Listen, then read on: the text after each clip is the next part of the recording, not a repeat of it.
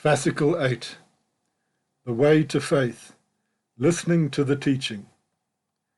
If we do not listen deeply to the teaching, but instead we are full of our egos and with ideas of what we think we can achieve through our own personal power, or if we are under the influence of various non-Buddhist religions, then we cannot receive faith nor say the true Nembutsu, which is the natural manifestation of faith.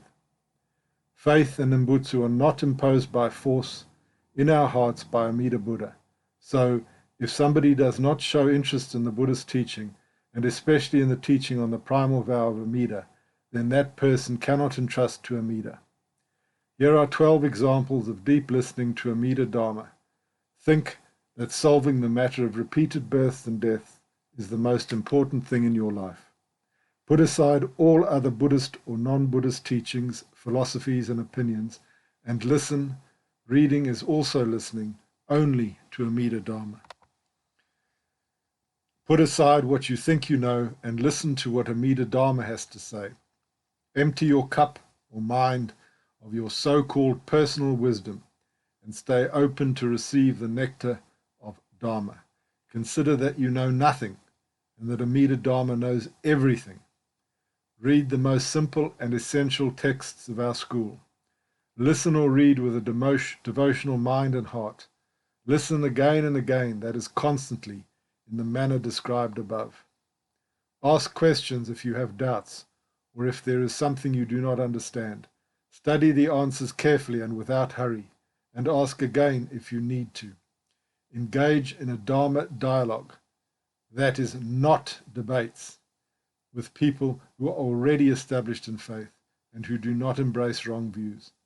Think on the testimony of Shakyamuni Buddha himself and of so many wonderful masters who accepted the existence of Amida Buddha and the reality of his salvation.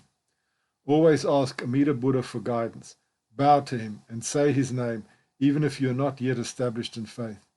No matter how many doubts you have or how awkward it might be at the beginning, find some time to sit with Amida Buddha and pray to him for guidance.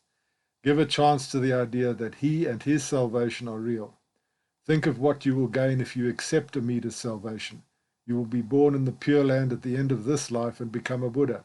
Your suffering in the repeated births and deaths will be over, and you will be capable of truly helping others, especially those with whom you now have powerful attachments, like, for example, your parents, brothers, sisters, children, wife or husband, and friends.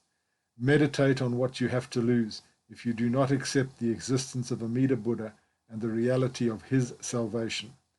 The chance you now have to be in a human body and listen to Amida Dharma might not be met with in thousands and thousands of lives. So give Amida Buddha a chance and practice these 12 examples of listening deeply to Amida Dharma.